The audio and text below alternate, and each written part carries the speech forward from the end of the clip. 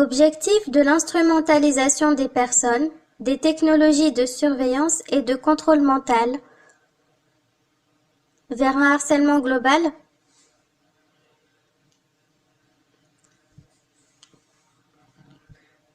Une première question se pose concernant l'utilisation de ces technologies ultra sophistiquées de surveillance et de harcèlement.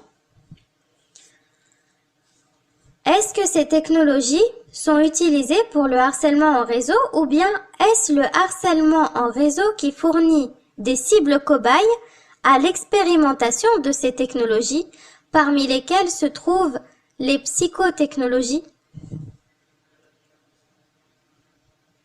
Cette problématique rejoint celle que Benno Müller-Hill avait mise en avant dans son livre « Science nazie, science de mort ». Bruno Müller-Hill analyse dans ce livre les conditions du massacre des Juifs, des tziganes, des opposants politiques et des malades mentaux de 1933 à 1945 et des expérimentations dont ils ont été les cobayes. Il démontre qu'il s'est agi d'un massacre pour la science, pour fournir des cobayes, au moins autant que l'organisation scientifique du massacre. CF Jocelyne Abadi, fiche de lecture, synthèse du livre. La recherche et le développement de ces technologies de surveillance représentent des budgets monumentaux et demeurent pour la plupart secrets, bien que pris sur l'argent public. Comme dans tous les domaines de recherche, ces budgets doivent être justifiés par des applications concrètes. De bonnes intentions sont toujours mises en avant.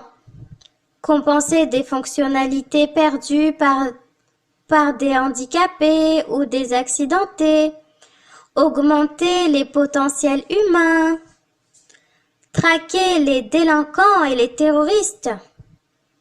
Il est vrai que de telles applications sont effectivement mises en œuvre, car la science peut et sait faire des merveilles.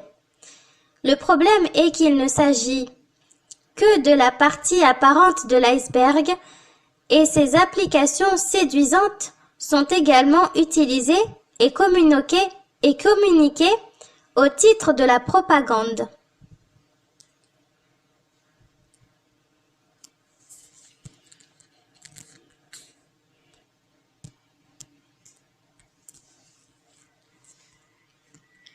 Ces technologies sont testées sur des personnes à leur insu et sont aussi des technologies de harcèlement à part entière. Ces pratiques sont hors la loi. Les cibles sont isolées et harcelées pour les obliger à subir ces expérimentations illégales en plus de vouloir les soumettre à d'autres abus.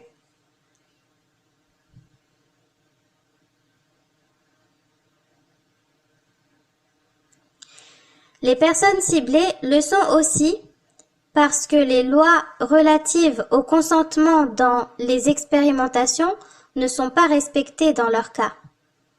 Le gangstalking sert à les empêcher de faire valoir leurs droits et à les retenir prisonnières de prédateurs agissant en toute impunité et avec l'admiration du public.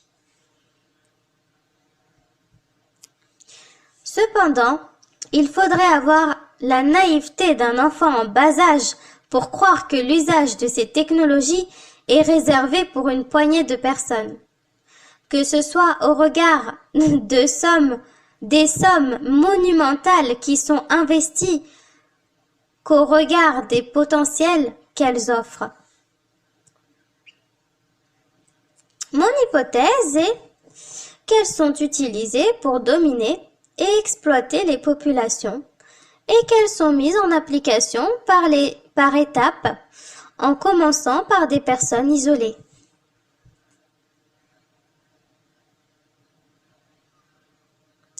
Ce qui est certain est que le fait d'envoyer toutes ces personnes en harceler d'autres sert à les formater pour en faire des pions soldats robots qui vont là où la main qui les déplace les envoie, obéissent sans savoir d'où vient l'ordre, ni à quoi ils collaborent.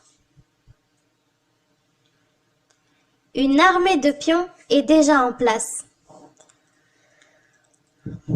Rien qu'autour de moi et sur mon passage, en m'utilisant comme cible et en me faisant harceler, les personnes qui ont été formatées et transformées en pions se chiffrent en milliers. Ces méthodes ressemblent à s'y méprendre et en plus sophistiquées à ce que des régimes de dictateurs avaient mis en place dans le passé, comme la Stasi, en ex-RDA et COINTELPRO aux États-Unis. Des cibles sont persécutées par des agents de service de l'État, des groupes, des organisations et par de simples citoyens. Tout le monde est utilisé contre tout le monde.